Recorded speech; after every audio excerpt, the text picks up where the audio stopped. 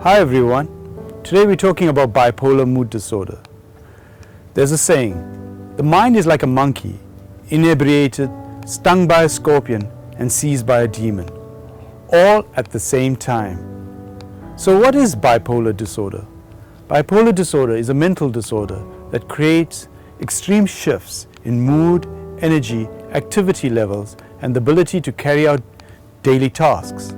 A bipolar patient experiences severe mood changes between depression on the one end, which is the lower end, and mania, which is extreme highs.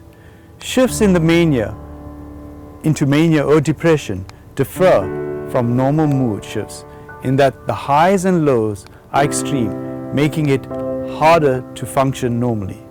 Unlike normal mood shifts, the mood of a bipolar patient often doesn't level out or may take a long time to return to normal. Medication is therefore used to bring the mood back to within a normal range. Bipolar disorder can definitely worsen if left undiagnosed and untreated, impacting negatively on relationships, work, and school performance, leading to the possibility of even suicide.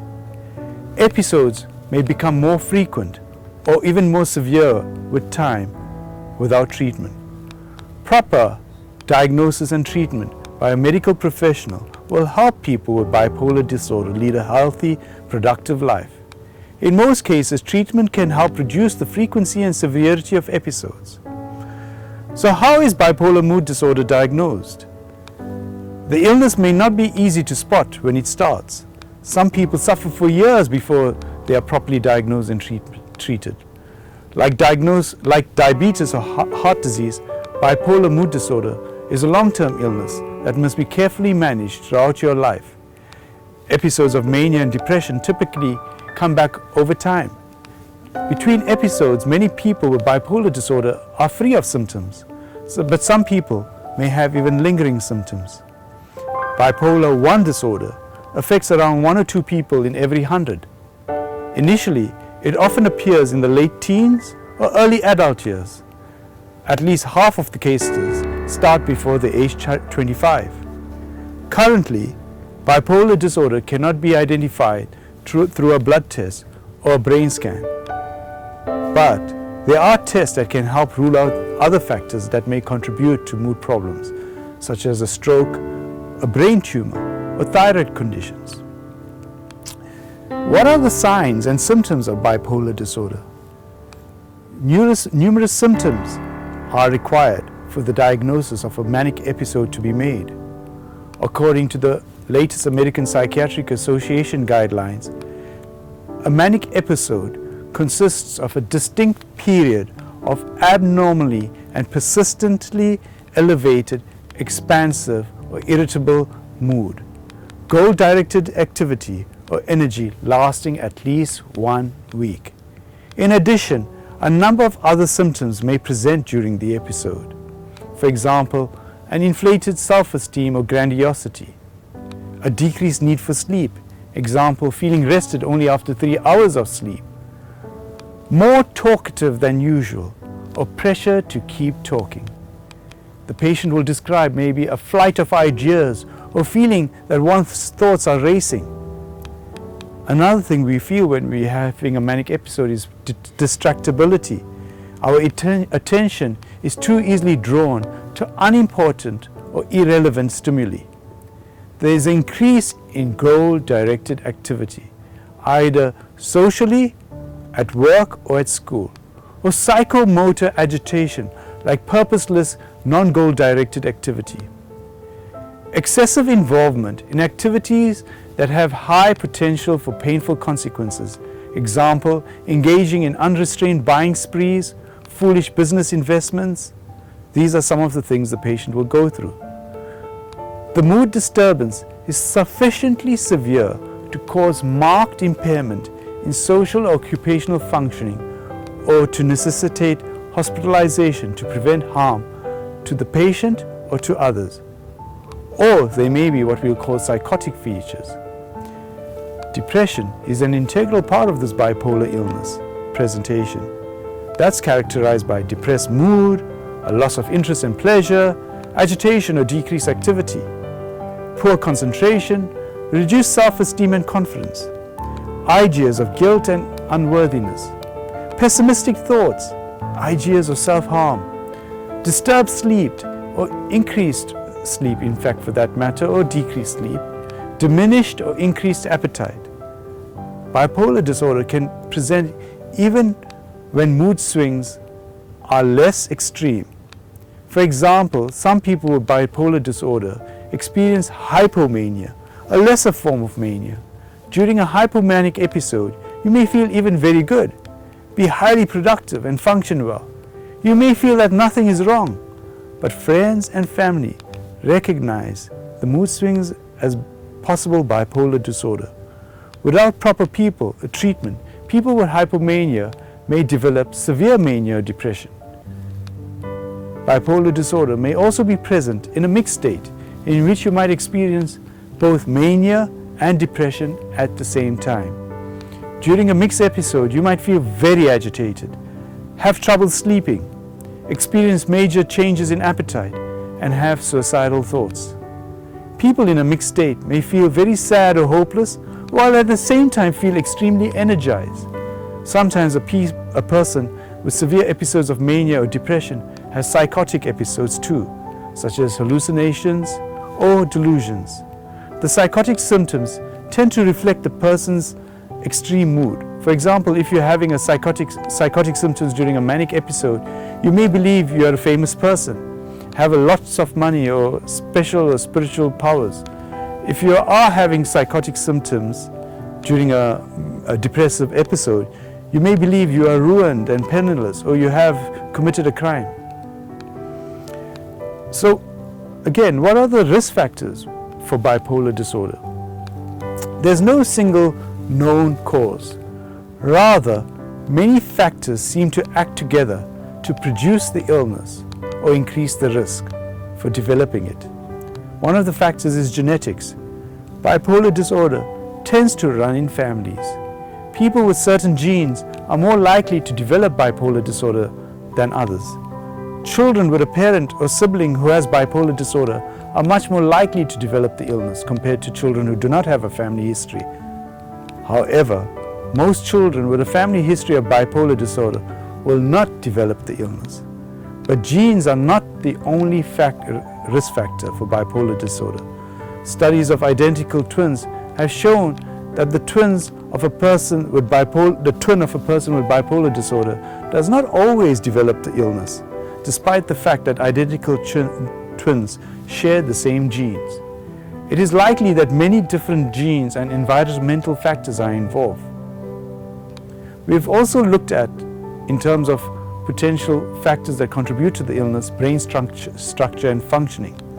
Some imaging studies show how the brains of people with bipolar disorder may differ from the brains of healthy people with other mental disorders.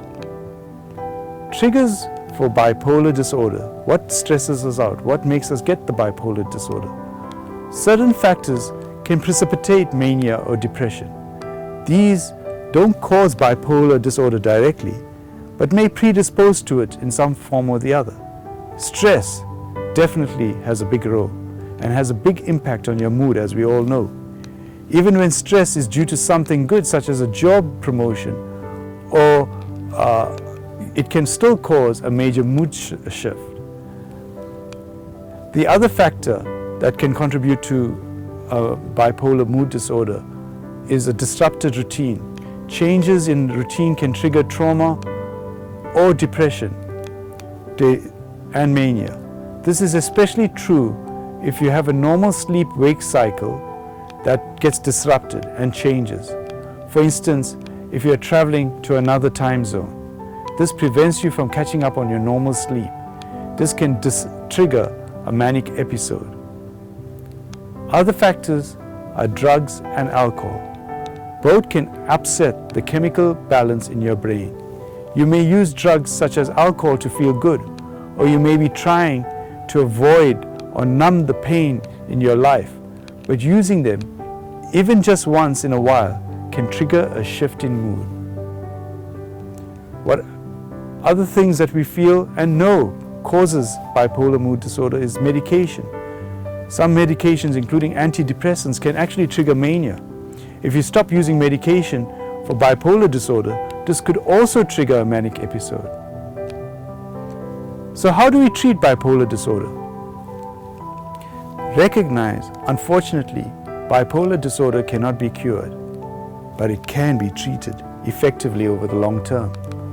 Proper treatment helps people with bipolar disorders, even those with the most severe forms of the illness, gain better control of their mood swings and related symptoms. But because it's a lifelong illness, long-term continuous treatment is needed to control the symptoms. An effective maintenance treatment plan usually involves medication, psychotherapy as well. What medications then do we use to treat bipolar mood disorder? Different types or more than one medication may be used to treat the illness. Not everyone responds to medication in the same way. Several different medications in varying amounts may be needed to treat the patient, and we all need to work towards finding that optimal treatment regime. It is therefore important to take the medication as directed and to continue using it as long as your doctor directs it to be used. The types of medication we generally use can involve mood stabilizers, antipsychotics, and even antidepressants. Anxiolytics are also used. Mood stabilizers are usually the first choice to treat bipolar disorder. It is, in general, people with bipolar disorder continue treatment with mood stabilizers for years. Anticonvulsants are also used as mood stabilizers. They were originally developed to treat seizures, but they also help control our moods, we find. Atypical antipsychotics are also used to treat symptoms of bipolar disorder. Often, these medications are taken with other medications, such as antidepressants. We use antidepressants sometimes, I say sometimes, to treat symptoms of depression in bipolar disorder. However, taking only antidepressants can increase, as I said earlier, you switching to mania or a hypomanic episode. To prevent this switch, you need mood stabilizers as well in terms of your medication plan. Anxiolytics are used in the short term to control the patient, to sedate you and calm the patient, and are not recommended for long-term use as they can be habit-forming. These medications are all linked with rare but serious short and long-term side effects. These need to be reviewed with a doctor as soon as they become apparent or evident. The other form of treatment is psychotherapy. When done in combination with medication, psychotherapy can be a very effective treatment for bipolar disorder. It can provide support, education, and guidance to people with the illness and, in fact, to their families. Other treatment forms is electroconvulsive therapy, sleep medications, and sometimes, slowly, we may be starting to recognize herbal supplements, but it's very important that this be done in conjunction with your doctor. Recognize that bipolar mood disorder is a serious illness and warrants treatment by a trained health professional. I wish you well in your journey. Take care. Until next time, goodbye. If you like these kind of videos, please feel free to press the subscribe button. Bye.